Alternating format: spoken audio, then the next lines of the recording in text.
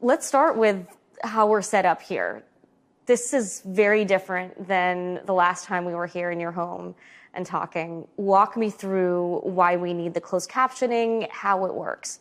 Yeah, it's really just how things happen, because I sometimes will hear things in a way that's not perfectly clear. So I use captioning. So I'm able to see what you're saying in captioning, and I'm able to respond with the question. And that's the auditory processing. Yeah, issue. that auditory processing where I'll hear someone speaking, but sometimes I'll be able to be precise on what exactly that they're saying. I use captioning. So you can make sure that you know exactly what I'm asking you. Yeah, exactly. I know what you're being said to make sure that I'm able to give the perfect answer. Well, look, this is clearly not the typical candidate interview. You had a stroke just days before the primary here. This is the first time you've sat down with a journalist in person. You have closed captioning technology to help with those auditory processing issues. Will this impact how you do your job if elected? For example, will you need potentially accommodations like this on the Senate floor? I don't think it's going to have an impact. I feel like I'm going to get better and better every day. And by January, I'm going to be, much better. And Dr. Oz is still going to be a fraud, But I guess what I'm saying is that there really isn't anything that's going to stop me from doing this job. I mean, it took you a long time to get back on the campaign trail. Can voters trust that you will be able to do this job on day one? Yeah, of course. I think that the campaign itself is incredibly difficult, and even with or without having the stroke as an issue. But I've been able to run a successful campaign despite having the issues with auditory processing, et cetera. So I believe I'm going to be able to serve effectively. You've been on this road of recovery. I'm sure it hasn't been easy. This is a serious health condition. This is a serious health issue that you experienced. What has that recovery process been like? How has it changed your day-to-day experience? It's everything. It changes everything. Yeah. Everything about it has changed. Basically, having a conversation with your wife, to having a conversation with your children, just things, especially early after the stroke, the ability to really understand exactly what I'm being heard but it gets much, much better where I take in a lot. But to be precise, I use captioning. So that's really the major challenge. And every now and then I'll miss a word every now and then, or sometimes I'll maybe mush two words together. But as soon as I have captioning, I'm able to understand exactly what's being asked. But even after the stroke, immediately after that, I was able to read everything, and I haven't lost any memories or anything like that. It's just really the lingering issue that I have. Yeah, I mean, I know before this you've admitted you hadn't really thought about your health very much. You hadn't taken great care of yourself. What's it like now for you? Is there some frustration in having to face this, every day?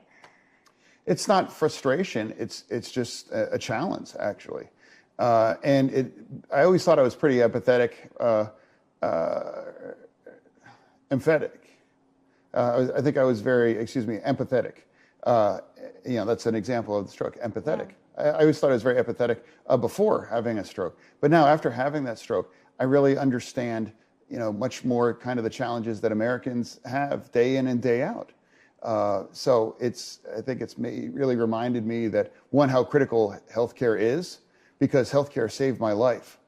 I wouldn't have survived if I didn't have the kind of healthcare that I have, and it also the support that I get going to having speech therapy and just making sure getting back to being to 100%. Those are the kind of resources everyone deserves to get, because strokes can have to anybody. I mean, when you have moments like you had just now where you had a hard time getting a word out, right? How does that feel for someone who, as a politician, a lot of what you do is talk to constituents, talk to your colleagues, right? What's that experience like of just not quite being able to get the words out in the way that you want them to?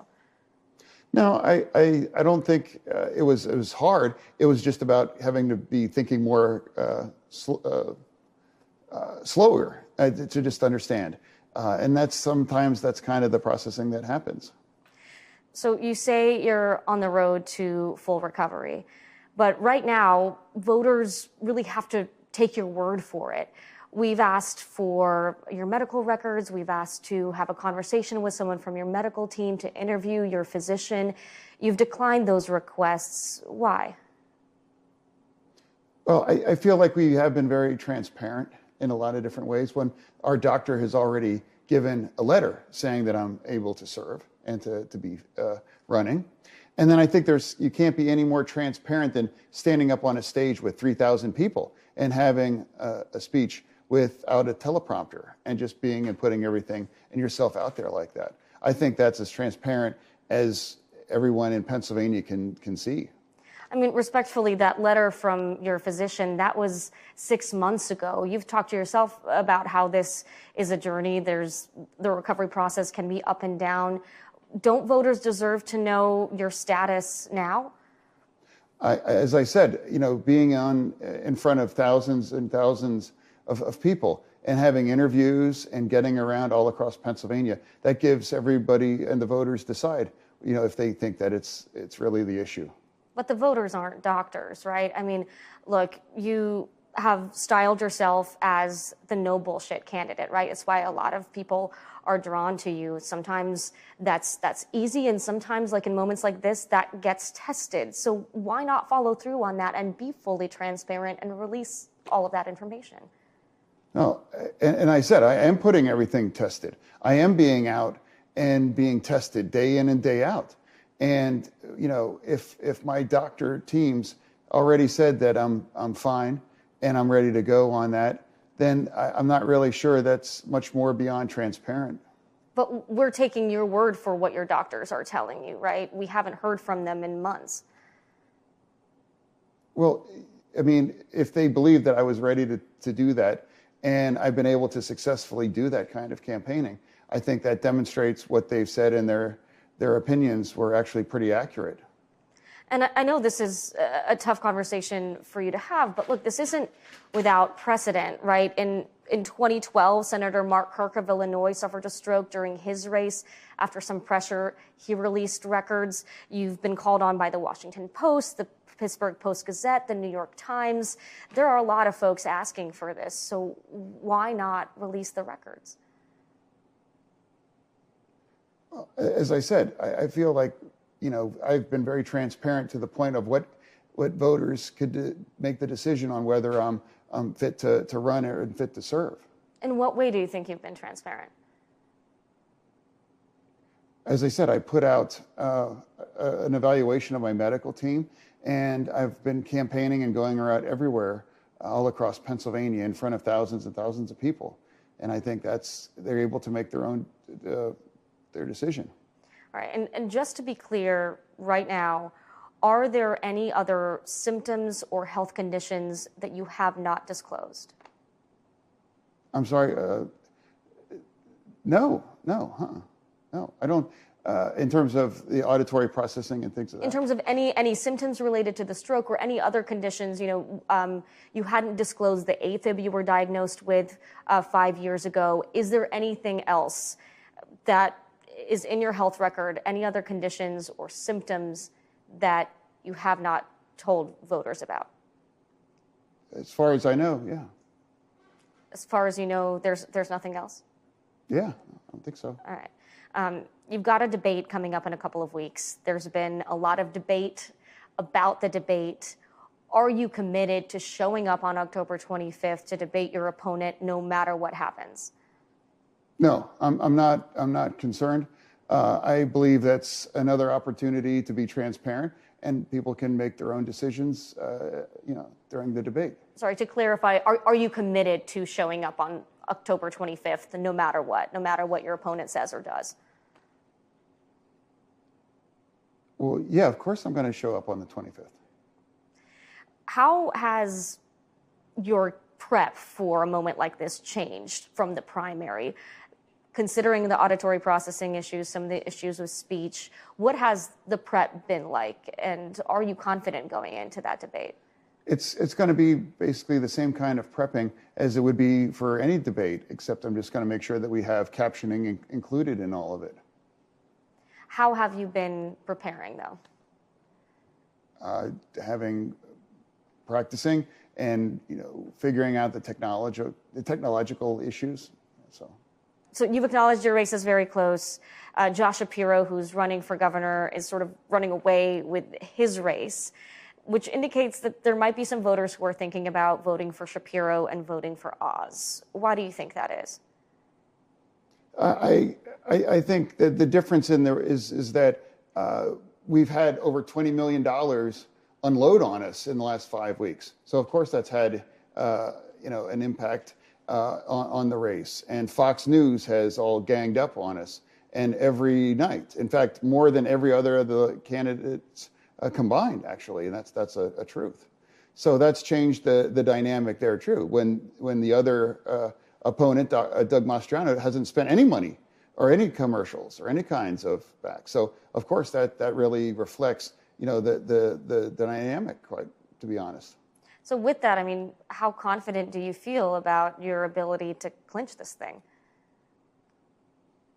I'm going to run the kind of race that we've run. And of course, it'll be closer, but it's a different kind of race, a different dynamic, and it's a national call that is going to be made at the national level, not just in Pennsylvania. So you have resources, you have PACs, and you have Mitch McConnell and other people involved in bringing in tens of millions of dollars that just are absent in the gubernatorial race. The president just took a major step on the issue of marijuana decriminalization, pardoning thousands. I know you had some conversations with the president when he was here. What can you tell us about those conversations and how momentous this is in your view? I think it's really, it's going to change the nation in a way in terms of our conversation about marijuana and allowing to be on the path to bringing where it should have always been. It should be legalized, and people shouldn't have had their careers damaged for having just simply using a plant and using it in a way that it's legal in some states, or it's illegal in others. Those kind of charges carry you for your life. And given that second chance, I think, is what a majority of Americans would want to see happening. And I believe that even in very conservative states like South Dakota, other these kind of states have already voted democratically to make it legalizing it. So it's really not controversial. It's just the right way to go. Speaking of pardons, as Lieutenant Governor, one of your big jobs, one of the things that you are most passionate and proud of is being head of the Board of Pardons. I know it's something that you really take a lot of pride in, but your opponent has attacked you for some of the moves you made as head of the Board of Pardons, and he's very much trying to make crime an issue in this race. But it's not just Oz, it's also voters. A lot of the voters that I've spoken with list crime as a top issue, and some of those attack ads do seem to be working. Voters have referenced those ads to me. Do you think that your stance on clemency, on crime, might be out of touch with Pennsylvania and with this moment? What do you say to someone who's concerned that this is not the time to relax sentencing, but a time to focus on public safety? Well, I believe that every person that had some commutation. It's a tiny fraction. It's around a couple dozen out of over 5,000 people in that situation. And every single person voted on this and supported it, from the warden, to the Secretary of Corrections, all the way down to the guards, and all 5 members of the board all voted yes. And the governor did. They signed off on that. So, and I believe in redemption, and I would just ask anyone watching, I would say, if you've seen Shawshank Redemption, the movie, and if you, at the end of the movie, you would vote to have Morgan Freeman's character die in prison, then that's the choice. That's really that you look at the end of it. And if somebody's done 40, 45, or even more than 50 years, and they've had a perfect record, and they have demonstrated a lot of remorse for what's done, I haven't met a single person that said, yeah, Morgan Freeman should die in prison. It's all a choice on redemption. and giving somebody a chance to not die in prison that is of any danger to the public whatsoever.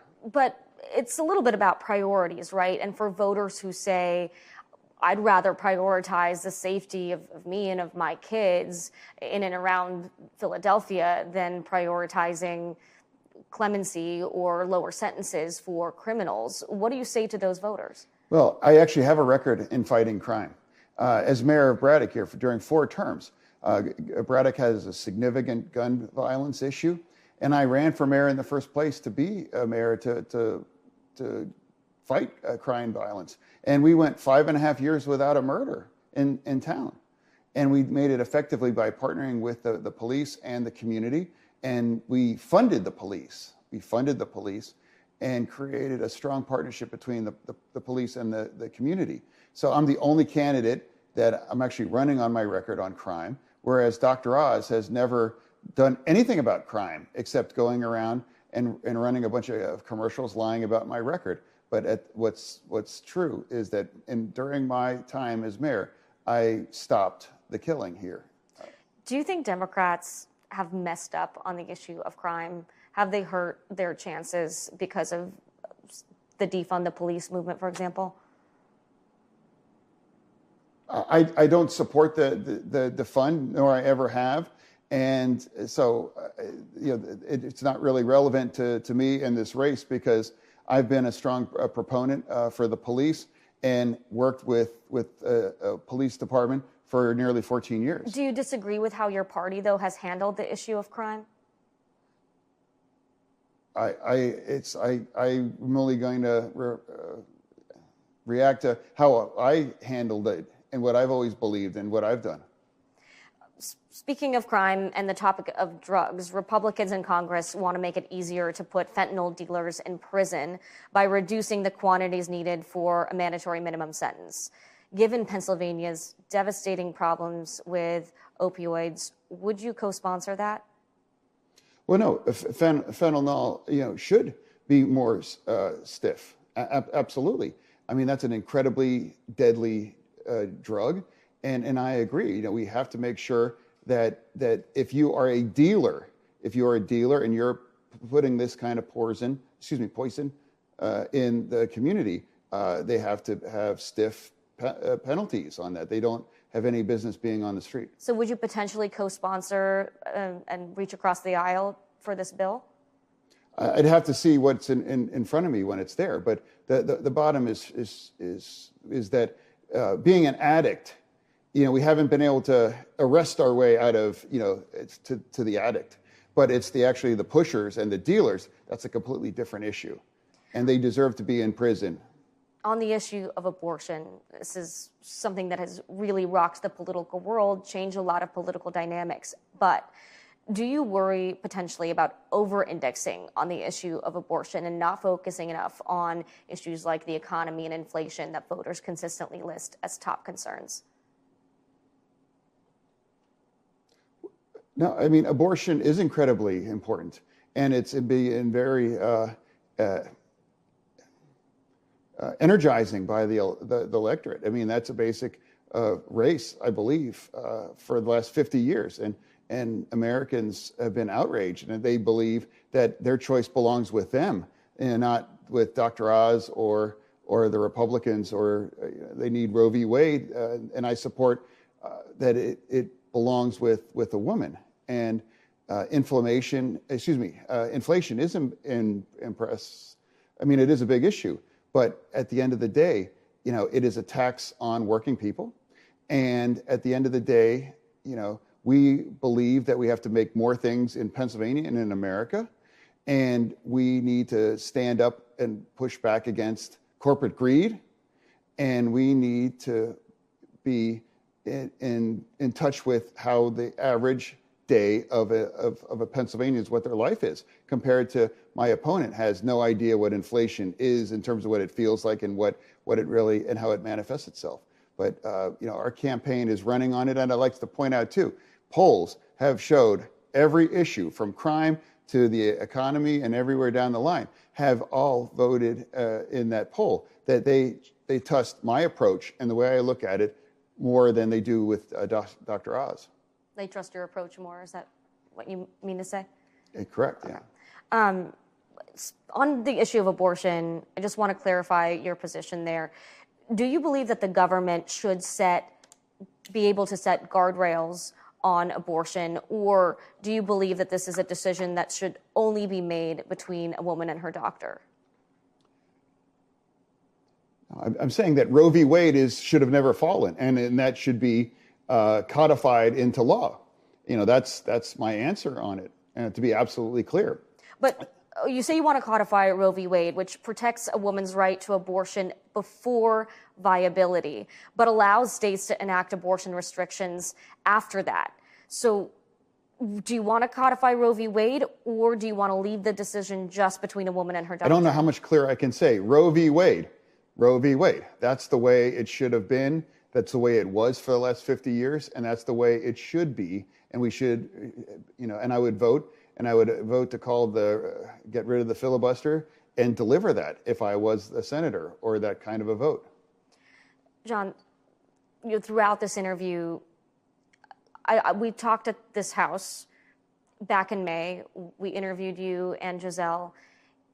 Things are very different now. And when people listen to you, it's very clear that you are very much still in recovery. Now, I know you say your doctors tell you that you are good to go, but for people who are watching this and don't know what difficulty with speech or auditory processing means, people who have questions of, does that mean that you are cognitively impaired or that you aren't going to be up to the job? Don't those voters deserve to know, to see those records, to hear from your physician? As I said, my record, so to speak, is what I've spent for the last 20 years here working in public service and getting out in front of thousands of people and having interviews and talking about issues with people and going around all across Pennsylvania. I believe that's transparency. What about voters that say that's not enough? We have more questions. That's, I guess, will be decided on election day.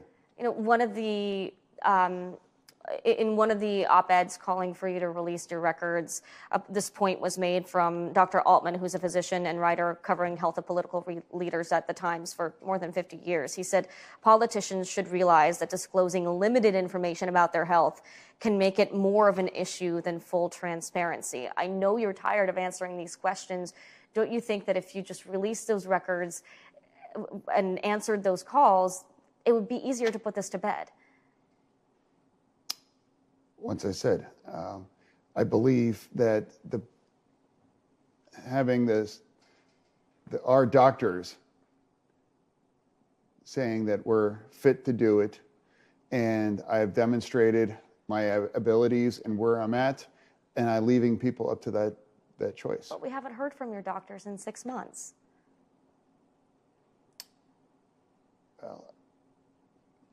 But you've seen from me every day, and you've seen our campaign going, all across Pennsylvania and having from them. I have been watching Pennsylvania television a lot while I've been here, and the airwaves are flooded with ads. Some of the newer ads are bringing up an issue that has been brought up several times over the course of the campaign, that 2013 incident where you, and I'm quoting the police report here, pulled a shotgun on an unarmed black jogger. That's come back into the spotlight. Your opponent is trying to use it against you. Oz is trying to court black voters. It's a demographic that you both need if you are going to win this race. For some people who haven't been tuned in, who are just tuning in and learning about this for the first time, what do you say to them?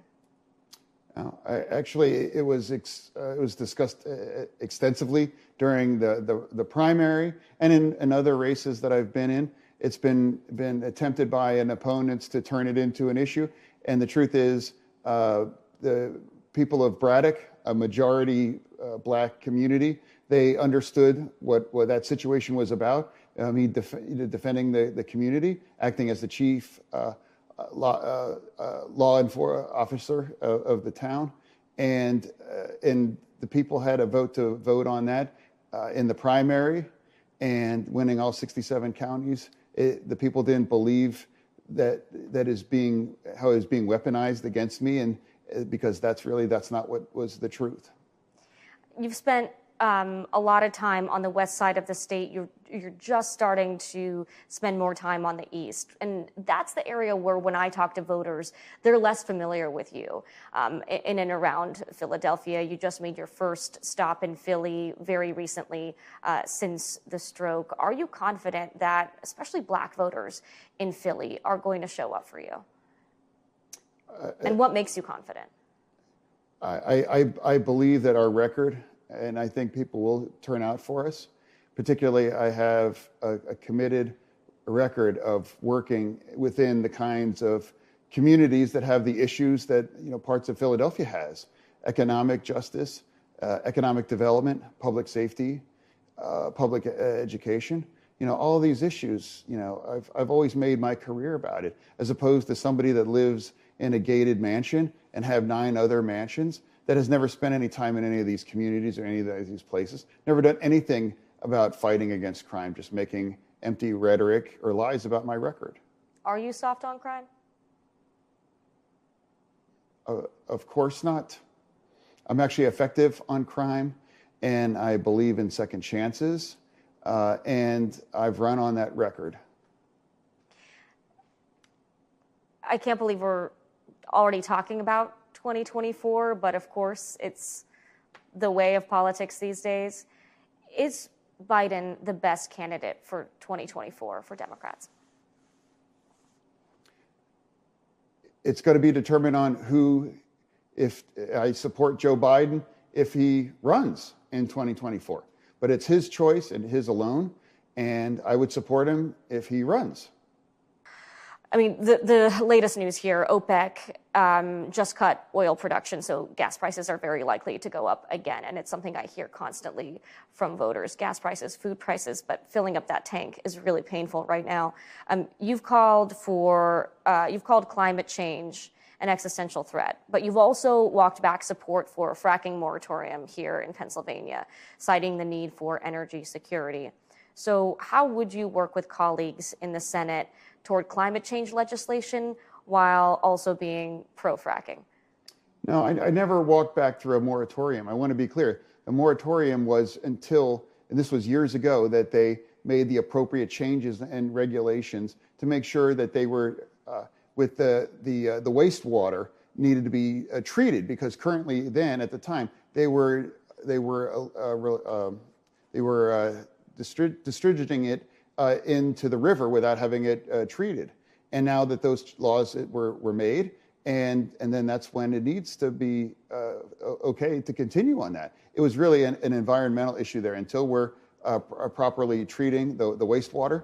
And then after the laws have changed, then I support fracking. I support the energy security that we should have in the United States. And I've never taken a dime from the industry, and I have the opportunity to support fracking across the street. The steel mill wanted to put a fracking a will over the street, and I supported it, and I live right across from it. So I've always supported, as long as it's done environmentally sound and making sure that we're not contaminating our waterways. So in the Senate, how will you hold both of those things? Your push for solutions to the climate crisis while also being pro-fracking here in Pennsylvania? It's called being the truth. It means that Democrats need to be honest about our energy security, and I've always said about that, and the Republicans need to be ready about climate change. And they're both reals. And we have to find working together and stop weaponizing it against each other, and just figuring it out that, right now, fracking and other traditional kinds of fossil fuels are part of our energy portfolio. And as long as we keep transitioning towards green energy, that's the way, I believe it's the way to go forward. But again, there's those two truths.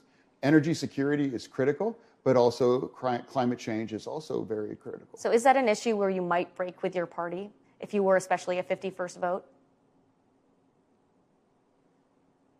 I'm not really sure I understand your question. In terms of, I'm going to vote on what makes sure that our energy security, and that it's affordable for a regular American. And it also puts us right on the right path to generating more and more green energy. You've criticized Joe Manchin a lot, but if you were the 51st vote, would you be ready? And are there issues where I haven't criticized Joe Manchin.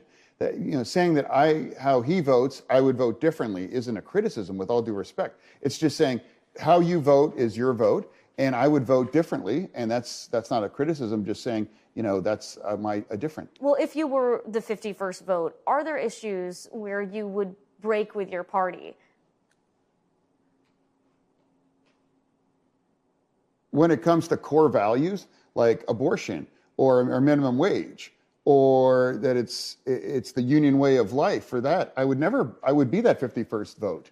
I mean, whatever kinds of issue, but I'm always going to lean in on really core critical issues that I've run my entire career on as well.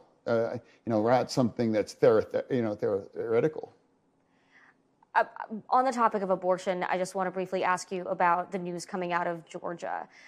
Abortion has clearly rocked politics, and it's changing the race in a lot of places. What's your take on what's going on there? I'm sorry. Could you? I can repeat that. Yeah, abortion has changed the game in a lot of races right now, particularly Senate races. Right now, it is explosive in Georgia with Herschel Walker's campaign.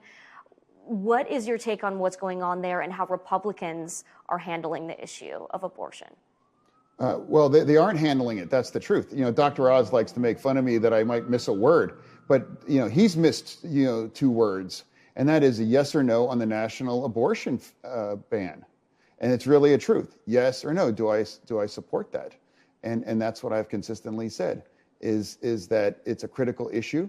And if you're going to be our next senator, you have to give the answer. Thanks for watching our YouTube channel. Follow today's top stories and breaking news by downloading the NBC News app.